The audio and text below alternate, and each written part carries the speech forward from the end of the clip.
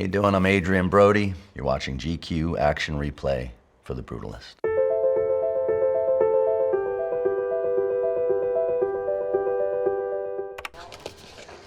These are yours, yes?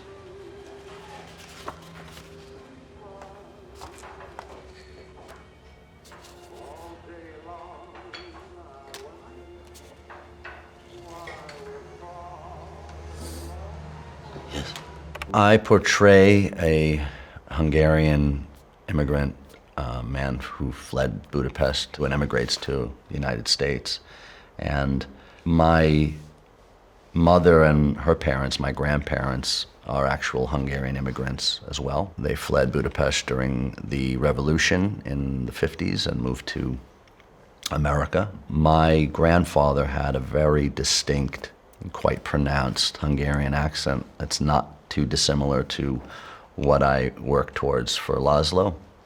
And my research, working with a dialect coach and finding sources of that very specific dialect of a man from that time, from the 50s, really was to honor his accent and the truths that I knew, not just even with a dialect, but personality and forms of expression that kind of came out that I recall from my childhood with my grandfather. It's a dialect that I had unknowingly been researching my whole life. László, my character in Van Buren, had an altercation prior to this where László was hired to rebuild a library in Van Buren's home, and Van Buren kind of loses his cool and essentially kicks László out of his house for a bunch of assumptions, but basically he was very disrespectful.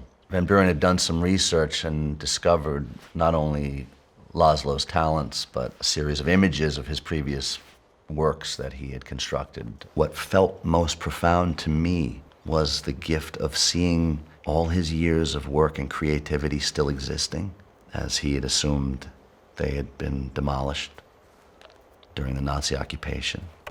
Did not realize these images were still available, much less of any consequence. May I keep these? When he asks permission to keep the images, it's pretty heartbreaking because these images are more nourishing, and the knowledge that all of his efforts and devotion to his work remained intact is more nourishing than the potential for food to come. And I thought that was just so powerful and beautiful.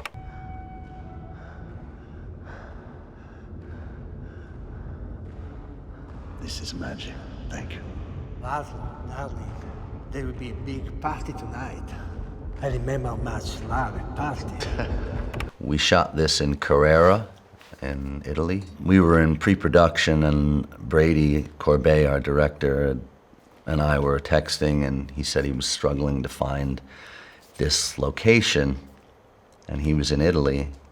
And I texted him back, I got you. I just so happened to have a friend whose family owns that marble quarry. And I reached out to him, and within 2 or 3 hours, they send me a picture, arm in arm, having a glass of wine. My friend was very kind to allow us to film our humble movie in that epic place, and it enhances this storytelling so much, so it's a big gift. He also shot it in VistaVision, which gives it this expansive look, so there's tremendous depth of field. It's a format where the negative is actually horizontal.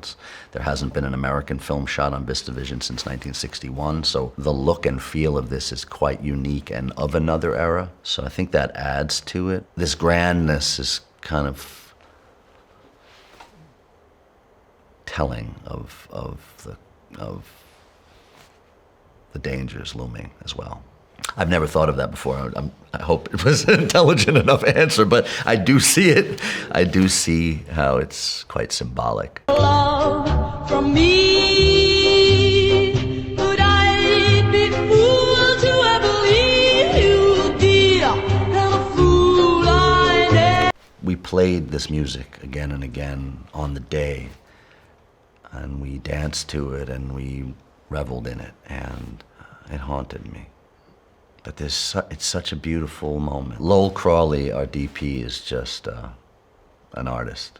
We discuss how we will shoot something, and it's a matter of the dance between the camera and the subjects. And so you have to be in a moment, but you also have to be aware of where light sources are and certain movements and what you're revealing in certain movements as they unfold. He's partying. And he's kind of giving into the emotion of it all, I guess, and then that exposes vulnerability. And you have Van Buren, the vantage point above, clearly looking down upon him and the circumstances with other agendas. I mean, Guy is a remarkable actor. He's a wonderful human being, but he's a very gifted actor. And there's a lot of complexity to his character. He's quite a mercurial character, and he brings all these nuances to his depiction of this character because there are a lot of extremes. There's a genuine sense of wonder and gentleness and thoughtfulness that exists within him, but then there's this darkness and a very foreboding and controlling and representative of the class difference between them, representative of numerous ways where he must dominate in order to feel superior. It is no coincidence that fate brought us together on the eve of my mother's death. I'm good at reading the signs. Sir, I do not know what the commission entails. We'll talk about the details at home, but you'll be well compensated. And also, you'll be given a place here on the property. In this scene, Van Buren invites László to his home, and they have a celebratory dinner. They have some drinks together, and they really speak. And this is the first moment of profound respect and opportunity. They're on the precipice of this mountain, and this is the kind of precipice of crossing all that hardship to apparently the American dream. And your family, should they arrive, they're welcome here too. What do you say?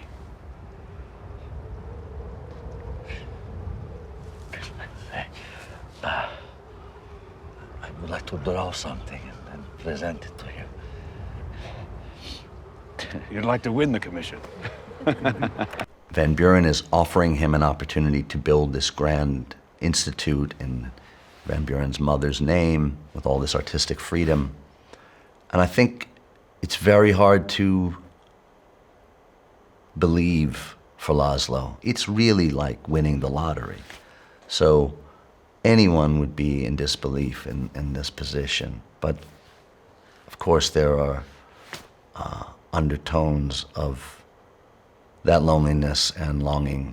And he's alone at the end on the knoll in which he intends to and ultimately proceeds to build this life's work. It was very cold on this. It was a mountaintop. We had to be brought up with quads. So everybody would get in these quads and go all the way up. And this is where we started to construct the basis for the institute. So we worked in this location. We were outside of Budapest. It had a hopeful quality.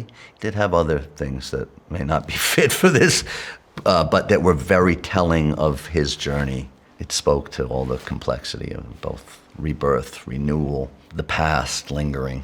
It's heavy. In many ways, this character honors the journey of an artist and how experiences and traumas of war and loss inform and influence the work that is being created. And the beauty of art to be created stemming from some of the darkest times in our world history. And all of that speaks to me as an artist and as a son of a Hungarian immigrant who is an artist in America. I'm definitely the right man for the job. I don't know who else really has had these influences in their lives who's fit to play the character. It's quite interesting. Thanks for watching.